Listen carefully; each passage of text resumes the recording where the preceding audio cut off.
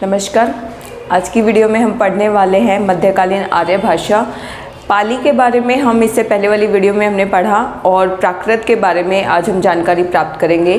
तो प्राकृत भाषा जिसे मध्यकालीन आर्य भाषा कहा जाता है और इसी प्राकृत भाषा के नाम पर पूरे मध्यकालीन आर्य भाषा को ही प्राकृत काल का नाम दे दिया गया। इसके बारे में विस्तार से जानते हैं और इसके बारे में शुरुआत करने से पहले जल्दी से अगर आप चैनल पर नए हैं तो चैनल को सब्सक्राइब कर दें और वीडियो को अपने सभी दोस्तों के साथ शेयर कर दीजिए ताकि इस तरह की वीडियो आगे और भी आती रहें। आप मुझे कमेंट सेक्शन में भी बता सकते हैं अगर आपको कोई डाउट है या फिर आप किसी और टॉपिक पर वीडियो चाहते हैं तो वो भी आप मुझे लिखकर बता सकते हैं। तो आइए हम जानते हैं प्राकृत भाषा के बारे में।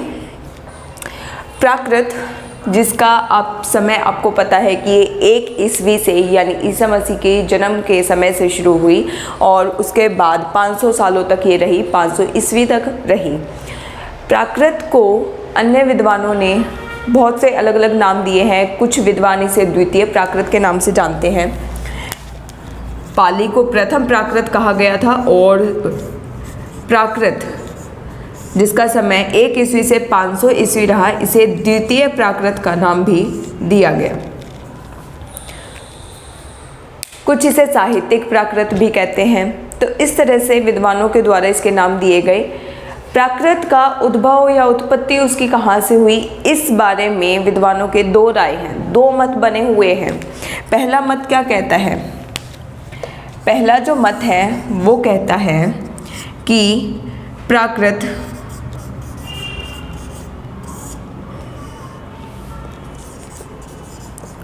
प्रचलित जनभाषा थी।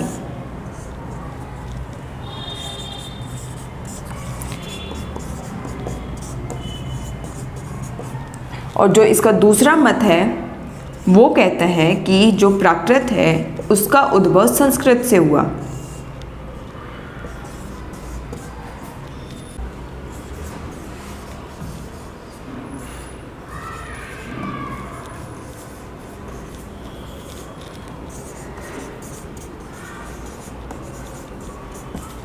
अब देखिए यहाँ पर 2 मत हमारे सामने आ गए। पहला जो कह रहे हैं कि प्राकृत प्रचलित जनभाषा थी, यानी उस बहुत समय से प्राकृत बोली जाती रही और इसी नाम पर उसका नाम प्राकृत पड़ा। लेकिन जो दूसरे विद्वान हैं उनका मत है कि जो प्राकृत की उत्पत्ति है वो संस्कृत भाषा से हुई है।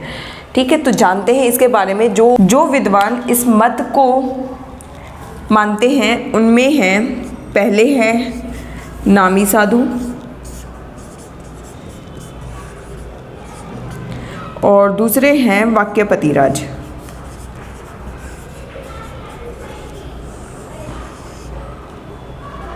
ये दोनों ही इस मत को मानते हैं कि ये प्रचलित जनभाषा रही। और नामी साधु जिन्होंने एक लिखा भी है अपने ग्रंथ में कि प्राक पूर्व कृतम प्राकृतम, अर्थात इन्होंने लिखा है कि प्राक पूर्वकृत होने से जिस भाषा का उद्भव हुआ वही प्राकृत कहलाई। अर्थात अर्थ है पहले से बनी हुई भाषा। और इनका यही मानना है कि ये प्रचलित जनभाषा थी, बहुत समय से बोली जाती थी, लोगों के बीच प्रचलित थी, इसी कारण इसका नाम प्राकृत रखा गया। दूसरे जो विद्वान हैं वो कहते हैं कि प्राकृत की उत्पत्ति संस्कृत भाषा से हुई है। और इस मत को मानने वाले जो विद्वान हैं वो हैं हेमचंद्र,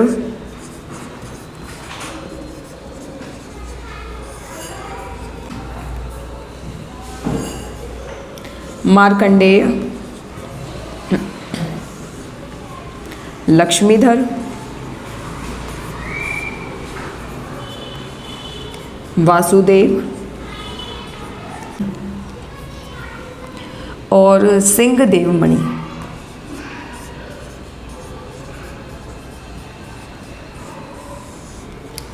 जितने भी विद्वानों के नाम मैंने लिखे हैं और इसके अलावा बहुत सारे नाम हैं कि जो यहाँ पर मैंने वही नाम लिखे हैं जो कि बहुत ही हमारे साहित्य में जिनका नाम बार बार आता है। तो हेमचंद्र, मार्कंडेय, लक्ष्मीधर, वासुदेव और सिंह देवमणि, इन सभी विद्वानों ने ये माना है कि जो प्राकृत भाषा है इसका उद्भव संस्कृत भाषा से हुआ है। ठीक है, ये इसे प्रचलित जन भाषा न मानकर संस्कृत से इसका उद्भव मानते हैं। और अब ज़्यादातर सभी विद्वानों ने इसी मत को स्वीकार कर लिया है कि प्राकृत की उत्पत्ति संस्कृत भाषा से हुई है। एक बात और यहाँ पर ध्यान देने योग्य है कि जो द्वितीय प्राकृत यानी जिसे हम द्वितीय प्राकृत भी कहते हैं, इसे साहित्यिक प्राकृत भी कहा जाता है। साहित्यिक प्राकृत।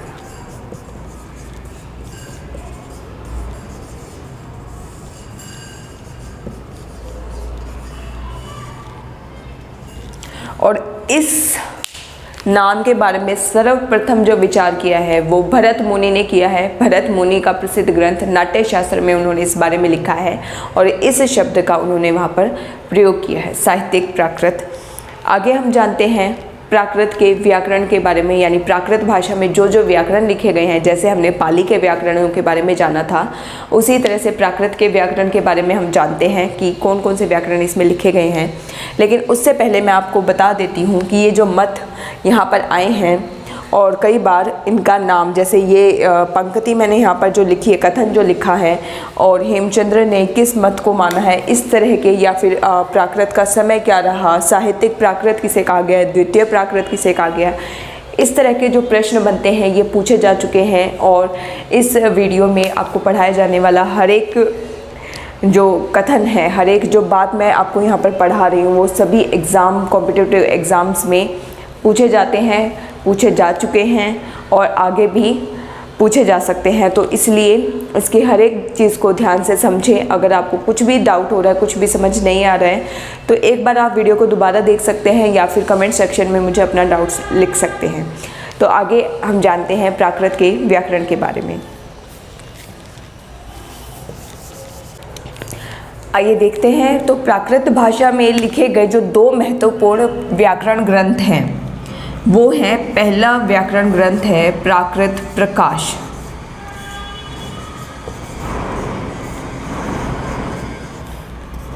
और जो दूसरा महत्वपूर्ण व्याकरण ग्रंथ लिखा गया है वो है प्राकृत व्याकरण।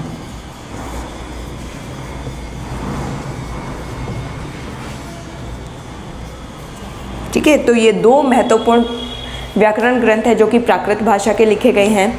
पहला प्राकृत प्रकाश किसने लिखा है, तो देखते हैं। पहला जो व्याकरण ग्रंथ लिखा गया है प्राकृत प्रकाश, प्राकृत भाषा का पहला व्याकरण ग्रंथ, ये लिखा है वररुचि ने। वररुचि ने लिखा है और 7वीं शती में लिखा है। इसमें इन्होंने प्राकृत के जो भेद बताए हैं, प्राकृत भाषा के भेद भी बताए हैं, वो बताए हैं महाराष्ट्री,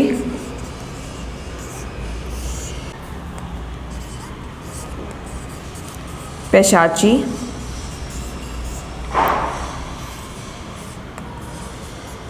मागधी, शोरसेनी।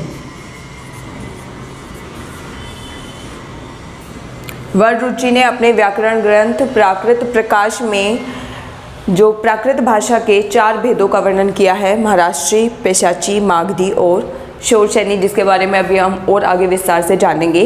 दूसरा जान लेते हैं प्राकृत व्याकरण। तो ये किसने लिखा है, ये लिखा है हेमचंद्र ने।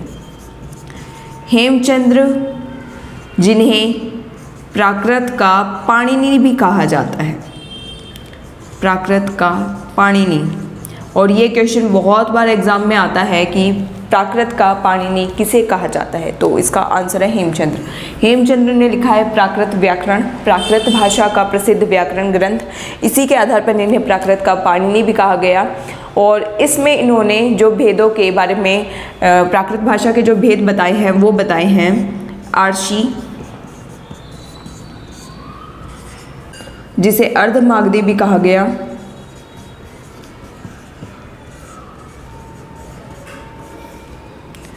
चूलिका, जिसे इन्होंने पैशाची नाम भी दिया है, और अपभ्रंश।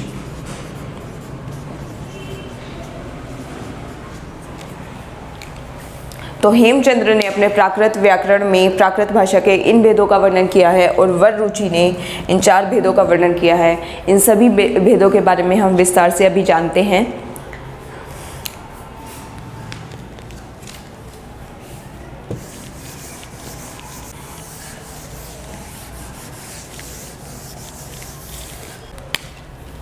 आइए हम बात करते हैं प्राकृत के भेदों के बारे में।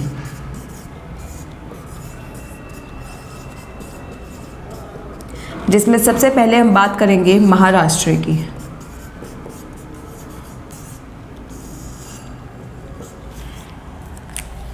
तो देखिए, महाराष्ट्री को जितने भी विद्वान हैं उन सभी ने मानक, परिनिष्ठित और आदर्श रूप माना है। प्राकृत भाषा का आदर्श रूप माना है। कौन कौन सा रूप माना है, ये क्वेश्चन पूछा जा चुका है कि प्राकृत भाषा का मानक, परिनिष्ठित और आदर्श रूप कौन सा है, तो ये है महाराष्ट्री प्राकृत। महाराष्ट्री प्राकृत जो कि प्राकृत भाषा का मानक, परिनिष्ठित और आदर्श रूप है। दूसरा जो इम्पोर्टेंट पॉइंट बनता है कि इसकी उत्पत्ति कहाँ पे है, तो महाराष्ट्र में। महाराष्ट्र को ही इसका मूल स्थान माना जाता है। तीसरा जो पॉइंट है वो है जॉर्ज गियर्सन। नाम आपने सुना होगा, साहित्य आप पढ़ते आए हैं तो ये नाम अवश्य आपने सुना है। जॉर्ज गियर्सन व जून ब्लॉक, इन दोनों ही विद्वानों ने मराठी, जो भाषा बोली जाती है मराठी, उसकी उत्पत्ति मानी है महाराष्ट्री प्राकृत से। मराठी की उत्पत्ति महाराष्ट्री प्राकृत से मानी है।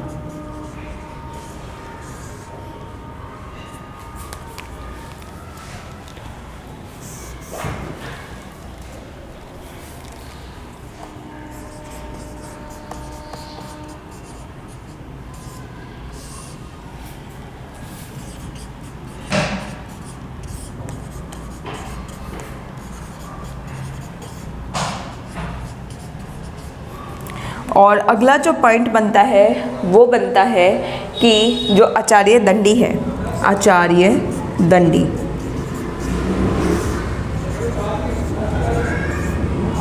और इनका लिखा हुआ प्रसिद्ध ग्रंथ है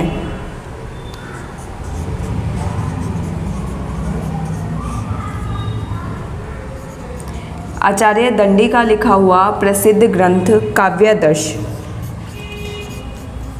तो ये क्वेश्चन भी आता है कि काव्यादर्श किसका ग्रंथ है, तो आचार्य दंडी का है। इन्होंने अपने ग्रंथ में महाराष्ट्री प्राकृत को,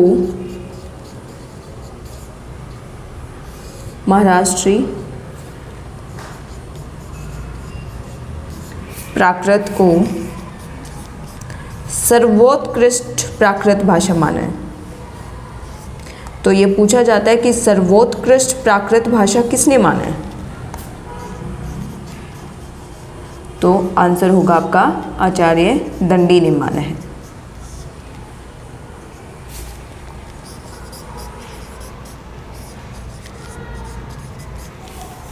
ये तो बात हो गई कि किसने इसको क्या माना है, इसका मूल स्थान क्या है। अब बात करते हैं कि महाराष्ट्री प्राकृत में जो भी साहित्यिक ग्रंथ लिखे गए हैं वो कौन कौन से हैं। तो बात करते हैं इसके साहित्यिक ग्रंथ।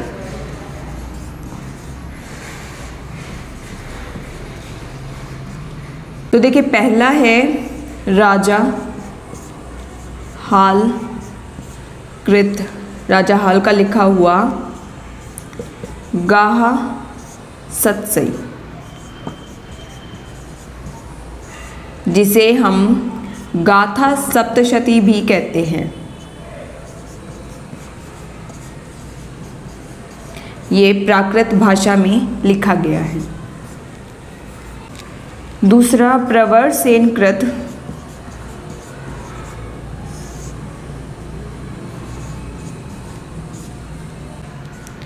रावण वहु, और इसे सेतुबंध नाम भी दिया जाता है। ये भी प्राकृत भाषा में लिखा गया है। और तीसरा है वाक्यपतिकृत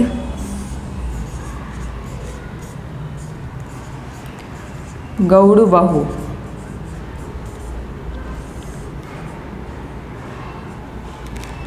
चौथा है जयवल्लभ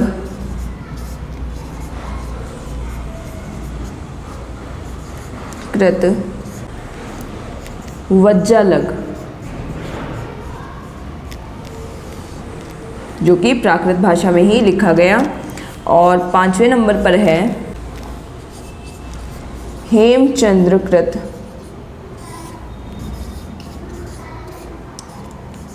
कुमारपाल चरित।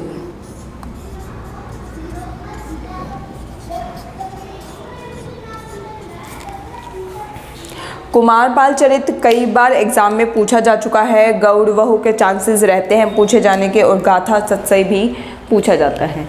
तो ये सारे इंपॉर्टेंट पॉइंट्स हैं। इसमें मानक भाषा पूछा जा चुका है, इसका महाराष्ट्री प्राकृत का मूल स्थान पूछा जा चुका है, ठीक है। और ये पूछा जा चुका है कि काव्यादर्श किसकी रचना है, तो आचार्य दंडी की रचना है। तो इस तरह से इसमें प्राकृत, महाराष्ट्री प्राकृत के बारे में आपने जाना। और अब इसके अगले भेद के बारे में हम बात करते हैं।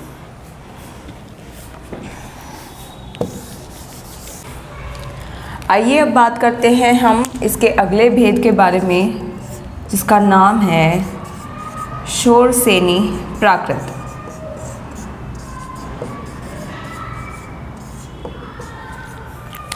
इसकी इम्पोर्टेंट सभी बातें हम जान लेते हैं। पहला, ये कहाँ पर बोली जाती थी, तो इसका जो बोली का क्षेत्र था वो था सूरसेन या मथुरा के आसपास। ये इसका स्थान रहा इसकी बोली का। दूसरा जो इम्पोर्टेंट पॉइंट है कि शोरसेनी प्रसिद्ध कैसे हुई, इसका आदर कैसे हुआ, तो ये मध्य देश की भाषा होने के कारण आदरणीय रही।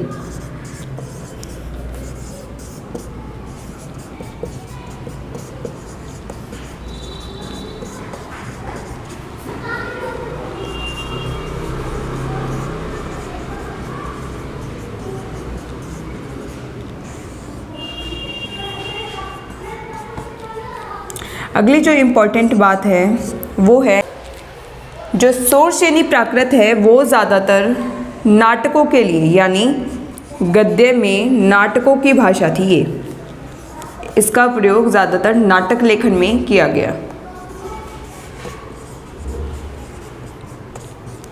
और अगली बात, इस शोरसेनी प्राकृत ये कहाँ से निकल कर आती है, इसका मूल आधार क्या है, तो वो भी इम्पॉर्टेंट है, क्योंकि उसमें विद्वानों के मतभेद हैं। जो वर रुचि हैं इन्होंने शोरसेनी प्राकृत का जो आधार माना है, संस्कृत को माना है।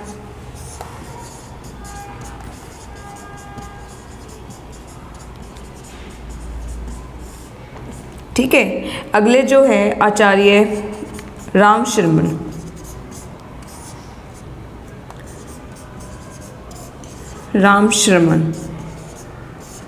ने महाराष्ट्री को माना, महाराष्ट्री को इसका आधार माना है शोरसेनी प्राकृत का।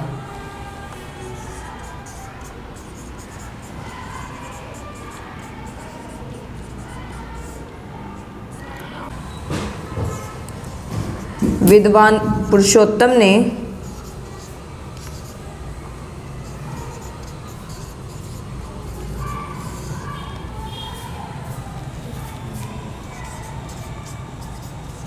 संस्कृत और महाराष्ट्री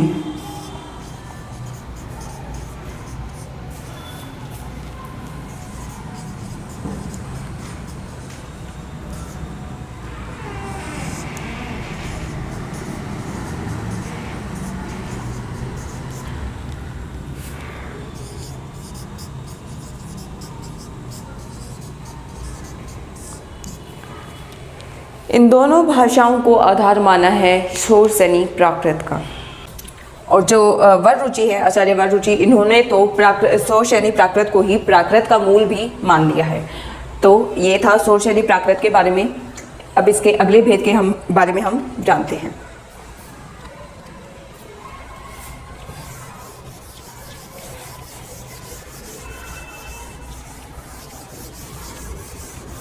देखिए, प्राकृत का जो अगला भेद है वो है पैशाची प्राकृत।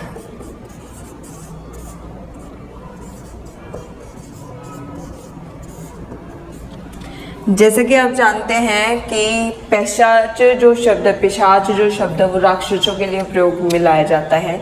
तो इसके जो अन्य नाम है पैशाची प्राकृत के, वो कुछ इस तरह के ही नाम हैं। पैशाची प्राकृत को जो अन्य नाम दिए गए हैं वो है पैशाचिका,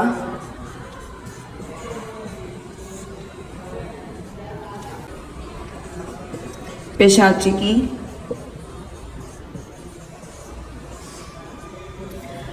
ग्राम्य भाषा,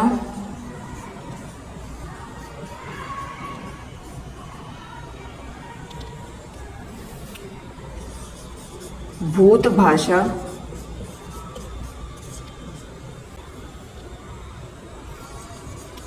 भूत वचन और भूत भाषित। इस तरह के नाम इसको दिए गए हैं पैशाची प्राकृत को। और जो आचार्य लक्ष्मीधर हैं, पंडित लक्ष्मीधर,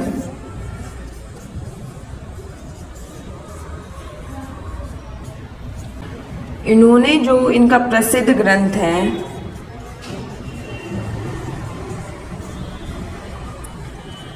इनका एक प्रसिद्ध ग्रंथ है षड्भाषा चंद्रिका।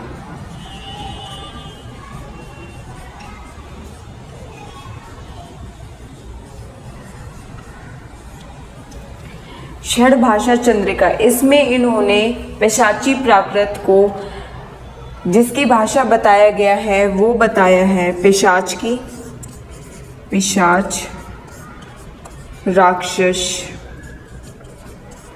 व नीच पात्रों की भाषा बताया है।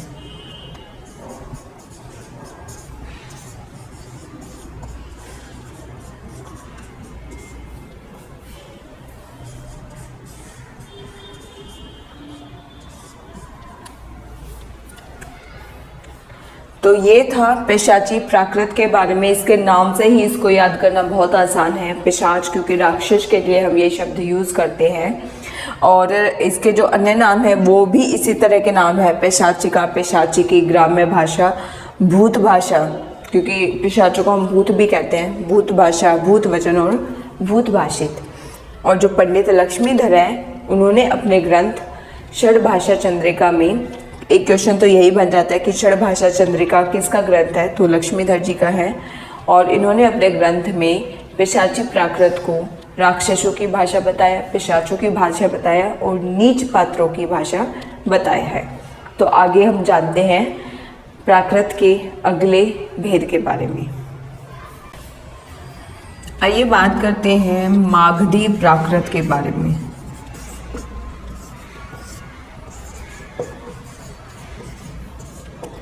मागधी प्राकृत जैसा कि नाम में ही छुपा हुआ है, इसे कहा जाता है मगध देश की भाषा।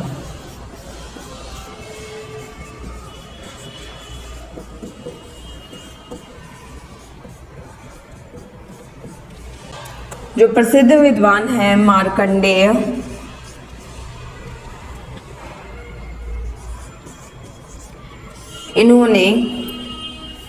मार्कंडेय ने शोरसेनी से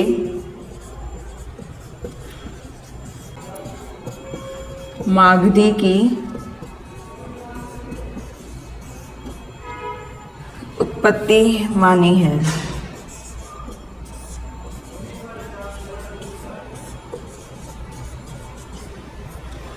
अगला जो इम्पोर्टेंट पॉइंट बनता है वो है मागधी के 3 प्रकार मिलते हैं। मागधी के जो प्रकार हैं वो 3 प्रकार मिलते हैं। पहला है शाबरी, चांडाली और शाकाहारी। ठीक है। और मागधी प्राकृत का जो रूप हमें सबसे पहले देखने को मिला वो मिला अश्व घोष के नाटकों में।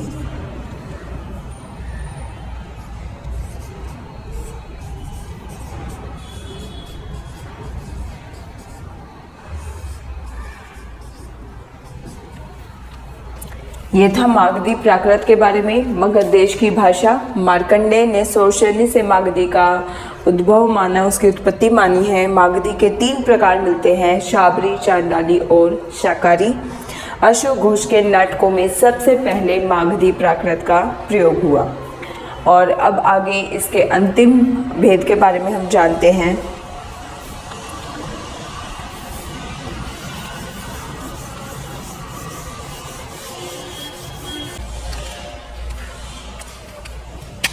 आइए बात करते हैं इसके 5वें भेद के बारे में, अर्ध मागधी प्राकृत।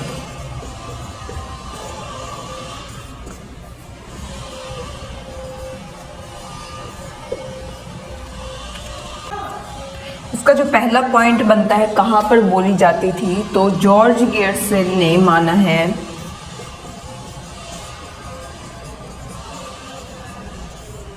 इन्होंने माना है कि ये जो भाषा थी सूरसेन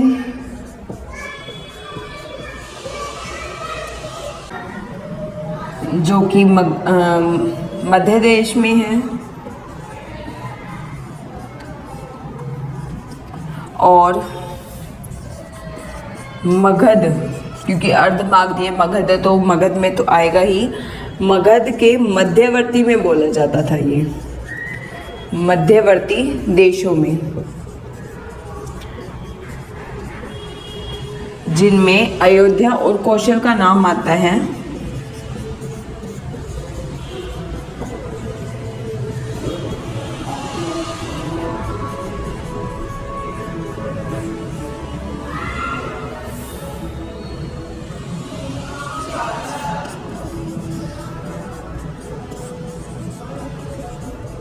ठीक है, तो ये कहाँ पे बोली जाती थी, मध्य देश के सूरसेन में और मगध के मध्यवर्ती देशों में जहाँ पे अयोध्या और कौशल का नाम आता है, वहाँ पर जॉर्ज गियर्सन ने इसको माना है।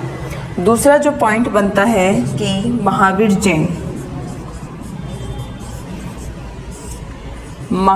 जैन जिन्होंने अपनी जो शिक्षाएं दी हैं वो अर्ध मागधी प्राकृत में ही दी हैं। ठीक है, महावीर जैन की शिक्षाएं इसके अंतर्गत आती हैं अर्ध मागधी प्राकृत में। और अगला जो पॉइंट बनता है, अब क्योंकि महावीर जैन की जो शिक्षाएं हैं इसमें हैं, तो जैनियों ने अपने अनुसार इसको अलग अलग नाम भी दिए हैं। तो वो नाम क्या दिए हैं, इसे जो अन्य नाम दिए हैं जैन साधुओं ने, वो दिए हैं आर्ष, ऋषि भाषा और आदि भाषा, ये नाम दिए हैं जैन साधुओं ने। और एक इम्पोर्टेंट पॉइंट और बनता है कि इस भाषा को चेट, राजपूतों और सेठों की भाषा किसने कहा?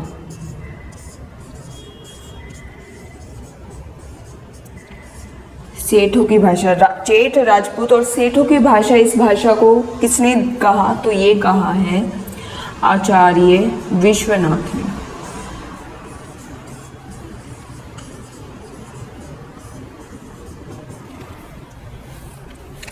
तो यहाँ पर अर्धमागधी प्राकृत के बारे में जो हमने जानकारी प्राप्त की, उसके साथ ही प्राकृत भाषा के बारे में हमने विस्तार से जाना।